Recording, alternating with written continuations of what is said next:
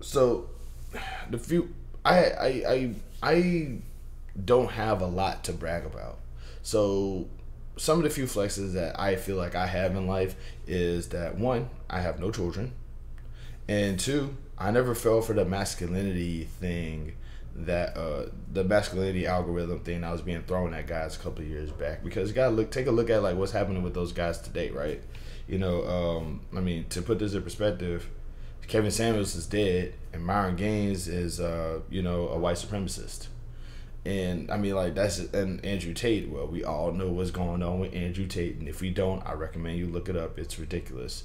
But the fact of the matter is that the fact of the matter is that, like, the more I found myself like kind of looking at that group from the outside in. Like, I call it the zoo effect, where like I can look at something and not necessarily like look at it like a kid at the zoo, rather than like just look at it and be like, I'm here to actually see them change my mind. It's like, no, I'm looking at it like, like a kid at the zoo, like how a kid watches an animal at the zoo. So I can go into these manosphere type discussions, and these guys, they don't make sense. They just don't.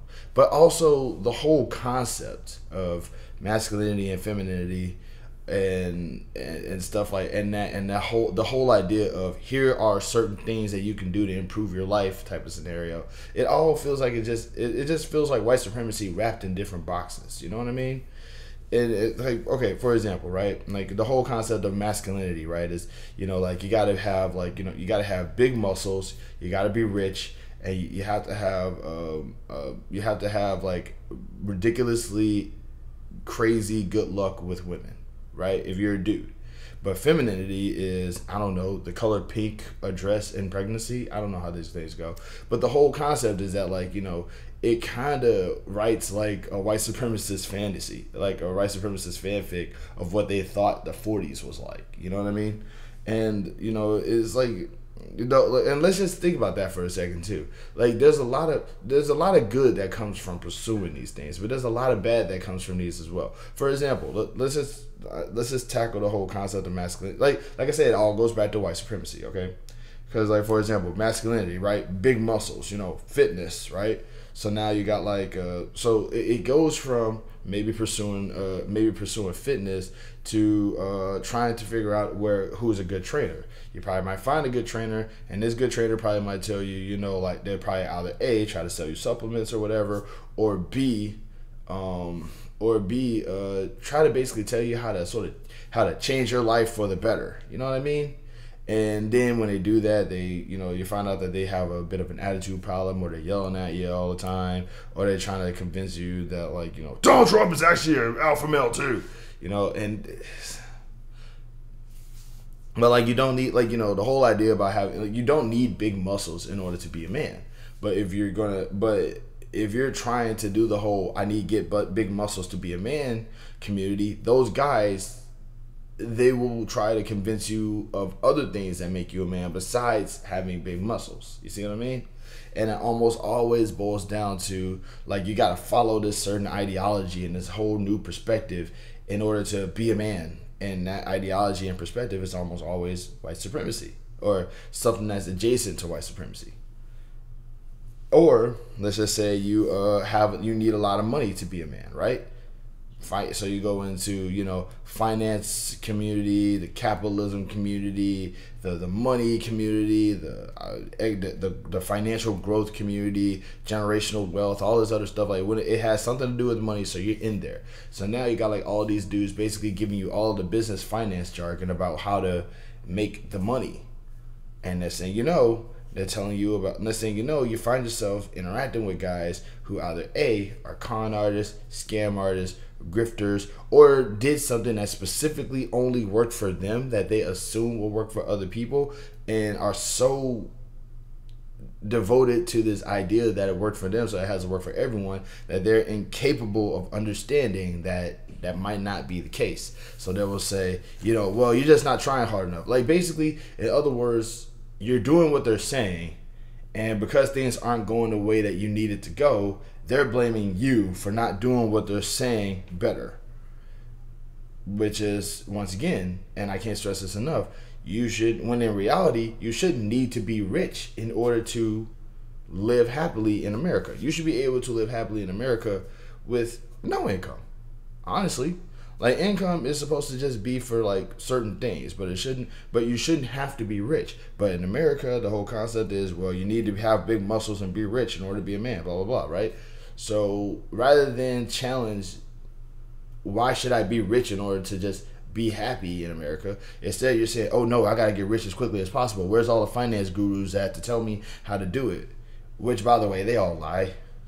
Like, somebody gave them money and they took advantage of that and then made more money on their own. It's never going to be you're never going to see a self-made millionaire, because if you see somebody who's managed to make $1 million on their own doing the absolute bare minimum, either A, what they did is spectacular, or B, they got a whole lot of money and they don't want to tell you how they did. So what's the third thing? You gotta have a good luck with women, right? So now you got like these guys. So now you're going into the pickup artist community, the lover boy community, the community where you got like all of these guys that's just gonna tell you, well, you gotta do this, you gotta do that, you gotta do this, you gotta have big muscles, you gotta have a lot of money, and you gotta be able to say things and gotta be able to talk the way, you know what I'm saying? And like, the whole idea is that it always seems to. And then all of a sudden, they're telling you, all of a sudden you go deep into that community and you find misogyny and homophobia and just straight up cruelty to other people for no reason. And it's like, at the end of the day, it's all about getting women that you don't want to actually get because you actually don't like women. You know what I'm saying? And it all goes back down to white supremacy. It always goes back down to white supremacy, man. It's just wild to me. I'm starting to think that this whole idea of trying to seek out a community to sort of help guide you to certain perspectives on how to do things is just white supremacy wrapped in a different box. It's just, for example, religion, right? You know what I'm saying? Like, in my opinion, I'm Southern. I'm Southern, and I can't stress enough, I'm not really a huge fan of religion, but I do feel like if religion is used in the correct way, it can be very, very, very useful, very, very, very convenient. I feel like if you, like, you know, but you'd never hear anybody say, you know what, I'm going to lower the prices on everything I sell because God told me to. You never really hear, you know what, I'm going to, what's what I'm looking for?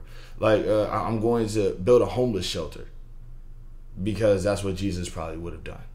You know what I'm saying? You don't hear, like, you know, Jesus Christ taught you lessons about how to treat other people, and he basically pulled the ultimate sacrifice to help everybody else, because he would come back the third day. But, like, you don't hear people do. I'm not saying people should end their life, you know, to help out other people. But what I am saying is that, like, if Jesus Christ could pass away for the salvation of everyone, why as a Christian are you not trying to do things to help out people? Every single time I hear somebody quote the Bible is usually as a means to try to convince people that they're worth listening to. You know what I'm saying? Or they're cherry picking for the sake of just saying the sacred texts agree with me because the Bible says. You see what I mean? So what I normally see the Bible be used for? Either control or white supremacy. It always goes back down to white supremacy, and I just find that to just be a little obnoxious. I'm starting to think that maybe nobody is really living their life incorrectly. We're just being told to adjust to the standards of white supremacy, and more people are starting to see that and realize, you know what? Let's not do that.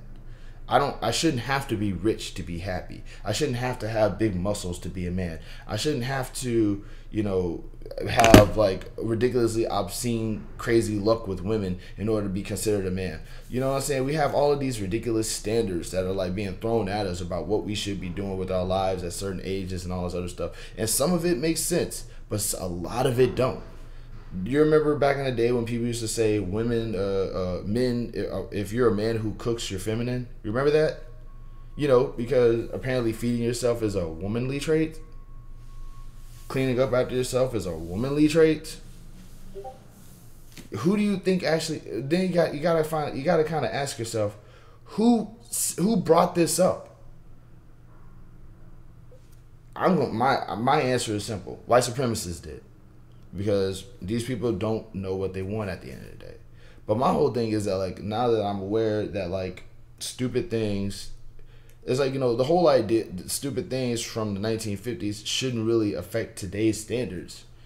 I feel like maybe we just shouldn't have standards, because the whole process of because the whole process of do things that we want you to do in order to succeed is white supremacy. It's like, I shouldn't have to do what you want me to do in order to succeed. I should be able to do what I want to do and succeed from that.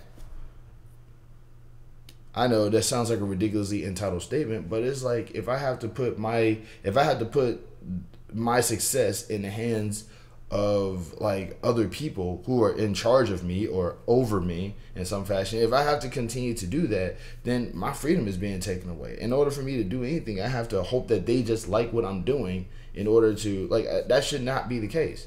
I should be able to do what I want regardless of if I'm impressing somebody else or not. I shouldn't have to hope and pray that somebody gives me enough money for me to survive. You see what I'm saying? Would I like the money? Sure. But I shouldn't need the money. Would I like to have impressed people? Absolutely. But I shouldn't need to do it. It's kind of like having a car. A car used to actually be pushed as the ultimate sign of freedom, because you could just get in it and go wherever you need to go to. Now, everybody needs a car, because the closest thing that you probably might need to do is a minute and a half away in a car. You can't walk anywhere anymore. Or heaven forbid you ride a bike. And that's what I'm saying. It's just wild to me that, like, that's kind of like where we're at now. We're basically being told that, things that we want should be things that we need now. You know what I mean? And it's like, we shouldn't need certain things. And the idea of, no, actually you should need certain things, because then if I provide it for you, then you are going to be, subservient to me forever. I don't want to be subservient to you. Now, somebody is going to probably come in and say some stuff about, oh, well, actually, that's the Democrats doing that to the black community. To which I say, think bigger, bro. Think bigger. Think bigger. I'm not talking about politics right now. I'm talking about corporations. I'm talking about corporations doing that. Quick heads up, everything that we own or everything that we see is owned by, like, what is it, like 7 companies that run everything, or 5? I think it's either 5 companies or 7 companies. But the fact of the matter is that, like, there's this humongous chart where you see all of these small companies, and they're all affiliated with bigger companies, and they're all affiliated with other bigger companies. And I think one of those companies is BlackRock and Vanguard. But it's all of these, like, private equity organization. We own you. We are corporate overlords. We got all the money, and everything should come back to us. Like think bigger. It's not political parties, bro. Like think corporations. Think billionaires. Think rich people. Think the higher class that we're told to treat like gods among us because they worked hard for their money. You know what I mean? And the whole idea that we're supposed to just look into those people and just say that those people are just so awesome because they're rich, and it's like, no, they're not awesome. We're better than them. We work harder than them. You know what I'm saying? If you don't think so, then I don't know what to tell you. I don't want to have a conversation with you, because I'm not trying to change minds out here. I'm just opening up a new aspect of how to approach this situation. And to me, the situation is, we should get away from white supremacy. Stop thinking that rich people are gods. Stop thinking that there needs to be standards that we have to meet in order to just survive out here. Some things should just be universal, like a place to live, food to eat, water to drink, access to transportation, access to things that you need. These things should be universal. It should not be, oh, well, that person doesn't fit the standard that I like, so they should not have this thing. It should never be that. It should just not be that. Because it's been that for a long time now, and everything sucks. Everything. Once again, somebody tell me specifically, what good is the class system? What good is somebody telling you that because they don't like how you're dressed or how you looked during the interview, you don't get the job? What benefit does that serve? What good does that serve? Well, maybe if you just looked professional, which is code for impress white people. Impress white people with your physical appearance. I don't want to do that. I shouldn't have to look professional. If my resume says I can do the thing that you need me to do, that should be it. Why is that not it?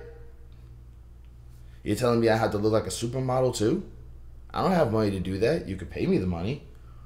Well, you don't have the skills to. You don't have the skills. Can't you guys just train me? Can't you guys just hire me for the job and then train me on how to do that?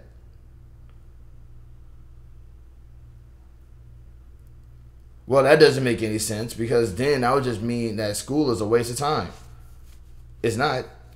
But also, if you can barely afford to go to school, you should still be able to get what you need in order to survive based off of this. Like, this is what I'm saying is that, like, you know, we live by this class-based system where white supremacy is at the top and literally existing as anything else is at the bottom. And it shouldn't be that way, you know? I shouldn't have to follow, nobody should have to follow certain standards to get to where they need to go to. Some things should just be provided. And if you don't, and if I'm wrong, go to a place that doesn't provide those things and tell me how great you fare over there. The joke about that is that that's also America. Because somebody's going to say, yeah, that's right, like other countries, like poor countries. No, America too. As I said before, you get into a car accident and tell me how rich you are.